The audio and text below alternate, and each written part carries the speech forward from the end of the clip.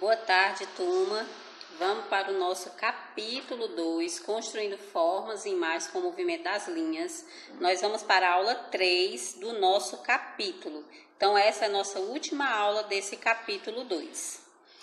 Então, vamos primeiro para o feedback. Vamos fazer uma breve revisão do que nós vimos nas duas aulas passadas.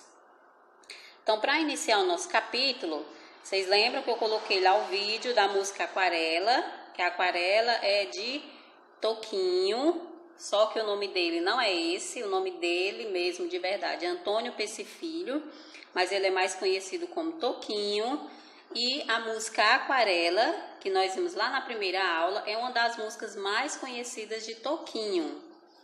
E vimos também a definição do que é melodia e o que é letra. Melodia é o som principal, é aquilo que é cantado. E a letra é o texto da música, o que se está escrito. Nós vimos também o que as outras pessoas pensam sobre. Então, nós vimos o que é linha. E na definição de linha, nós vimos que a linha é uma sequência de pontos muito próximos. No capítulo passado, nós vimos pontilismo, e que são os pontos soltos, e nesse capítulo, como a gente está falando sobre linhas, então nós vimos o quê? A definição de linha, que é a sequência daqueles pontos que nós vimos, só que muito próximos uns dos outros. Vimos também a definição de linhas, que podem ser grossas, finas, retas, redondas, contínuas, coloridas, entre outras. Vimos também que, dependendo do tipo da linha que eu faço no meu desenho, essa linha ela pode ter um significado ou uma impressão. Então, nós vimos aqui os tipos de linha. Nós vimos linha reta horizontal, linha reta vertical, linha inclinada, linha curva, linha ondulada, linha quebrada e linha espiral. Os tipos de linha. Vimos também a definição de cada tipo de linha. Nós vimos que a linha reta, ela passa uma impressão de segurança. Vimos que a linha reta, quando ela é na horizontal, passa a ideia de quietude, quando é na vertical, passa a indicação de elevação espiritual. Vimos a linha espiral, o significado dela. Vimos também aí a linha sinuosa, que dá a impressão de sensualidade e suavidade. Vimos a linha curva, que dá a impressão de dinamismo. E vimos também um pouco sobre os balões das histórias em quadrinhos, que nós vimos que esses balões eles são de diferentes formatos para enfatizar o sentimento dos personagens. Então, que mesmo que o balão não tenha o texto, mas pelo formato do balão a gente pode entender, a gente pode compreender qual é a ideia e a sensação que o personagem está querendo nos repassar só pelo formato e o desenho do balão das histórias em quadrinhos. Aí nós vimos aí os tipos de balão e o que é que cada balão significa. Não vou ler para vocês, porque eu já fiz isso já na primeira aula e na aula passada, no outro feedback. Então, só pela imagem aí, já dá para vocês fazerem o feedback de vocês dos tipos de balões. Vimos também lá na página 19, diálogo com o tema, que nós vimos a questão da frase que muitos de vocês costumam dizer, que é eu não sei desenhar. Que a gente viu que essa frase que geralmente quando as pessoas falam eu não sei desenhar, é porque a gente quer que o desenho ele saia exatamente igual ao original. Mas a gente viu que para saber desenhar não é necessariamente o desenho sair tal qual o original. Por quê? Porque cada pessoa pode desenvolver seu próprio desenho dentro do seu estilo. Então, não é necessariamente o desenho sair igual ao original. Então, você pode desenhar de outra forma dentro do seu estilo.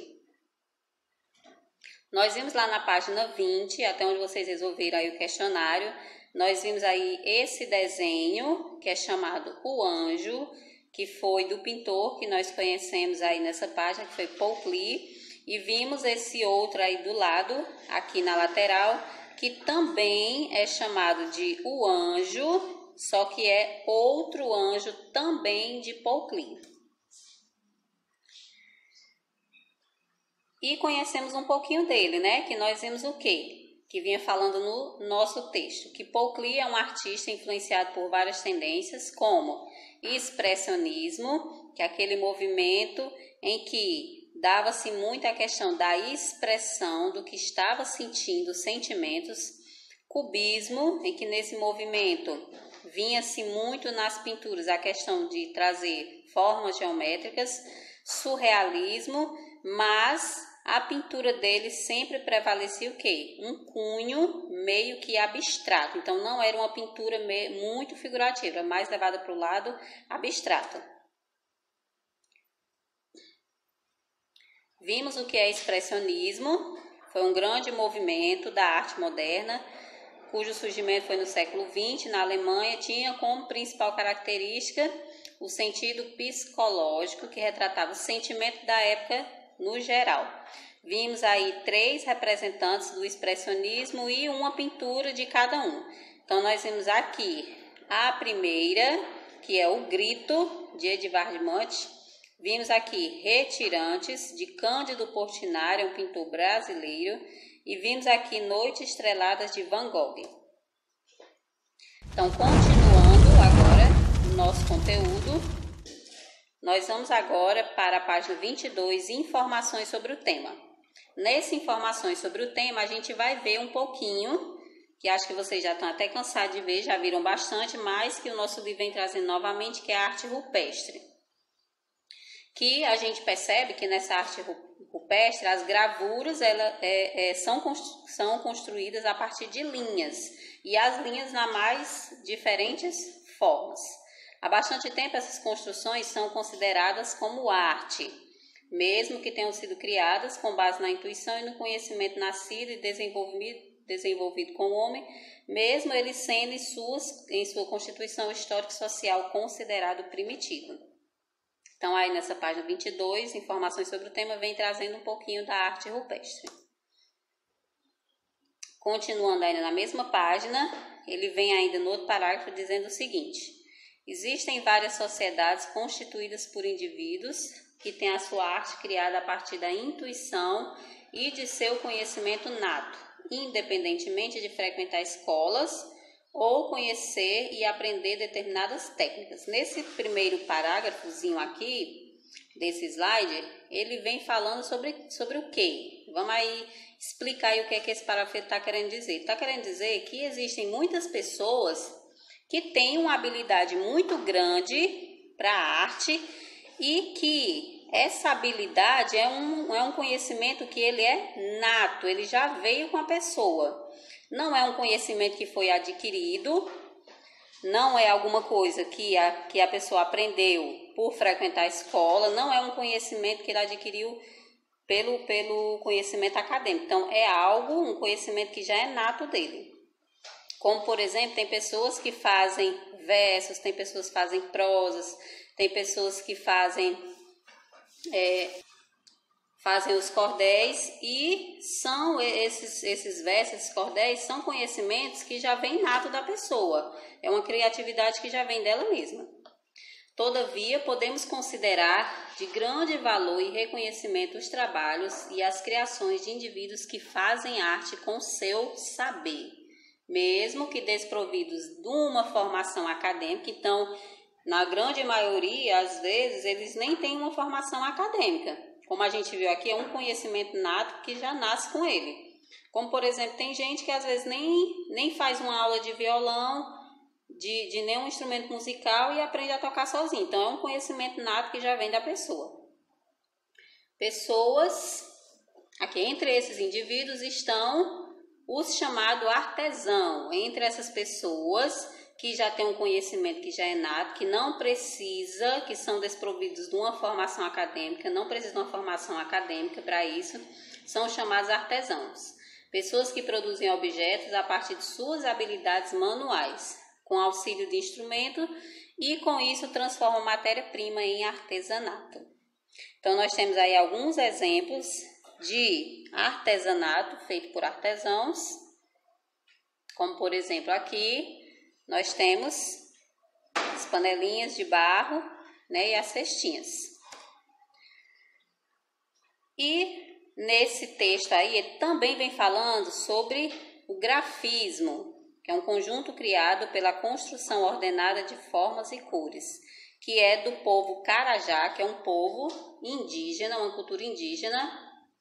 E nesse grafismo, nessa arte, é possível a gente perceber as linhas e suas mais variadas formas. E uma das coisas, das artes principais desse povo aqui, o Carajá, que é um povo indígena, são as bonecas, chamadas bonecas Carajá, elas são tão famosas que elas foram reconhecidas no ano de 2012 como Patrimônio Cultural do Brasil e apresentam o grafismo comum na mais sua perfeita expressão. Então, continuando aqui, agora na página 23, como a gente está falando um pouquinho sobre essa questão da cultura indígena, então a gente vai falar um pouco aqui sobre os rituais indígenas. Que nos rituais indígenas, trazendo também para o lado do grafismo, as mulheres, elas são responsáveis pelas pinturas corporais que se diferenciam de acordo com a idade e o sexo. E essas pinturas, elas eram feitas de jenipapo, fuligem de carvão ou urucum. Urucum é essa plantinha aqui, ó. Essa plantinha que tem bem aqui. Essa sementezinha vermelha é essa que tá aqui. E aqui é o pozinho feito dessas sementes aqui, que é o urucum. Que para quem não conhece é mais conhecido como coloral, viu, gente? E eles usavam tudo isso aqui, ó. Jenipapo, fuligem, voltando aqui. Jenipapo, fuligem, urucum, carvão, eles utilizavam nas pinturas corporais, que geralmente eram listras e faixas pretas nas pernas, costas e braços. Então vamos aqui ver aqui um pouco dessa arte que é o grafismo indígena. Aqui as pinturas, ó, feitas com urucum, com carvão, e aqui são alguns exemplos aqui nessa folhinha branca desse formato, desse grafismo indígena. Que esse grafismo indígena, ele geralmente retrata elementos da natureza na construção dos desenhos nas pinturas corporais. É uma técnica, né, decorativa indígena que é utilizada tanto para a pintura corporal como também na pintura de utensílios e adornos. Então aí é um pouco do grafismo indígena. Então, vamos aqui agora para o Repensando, página 23. Aqui no Repensando, página 23, vem trazendo esse artista chamado Frederico Uribe, que nasceu em Bogotá, na Colômbia, no ano de 1962. E ele é muito famoso e conhecido por usar matérias-primas incomuns em suas obras.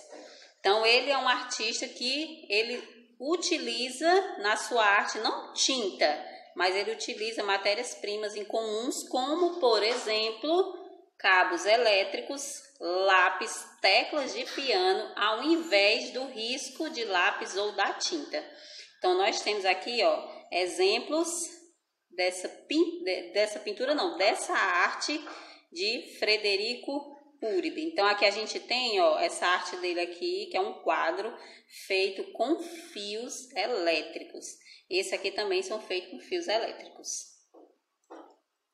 Vamos agora para a nossa atividade de hoje, que é página 24, resolver a questão 1, não resolver a questão 2 e resolver o ampliando conhecimento para a gente finalizar aí o nosso capítulo. Então, esse aí foi o nosso conteúdo de hoje. Até a nossa próxima aula e bons estudos!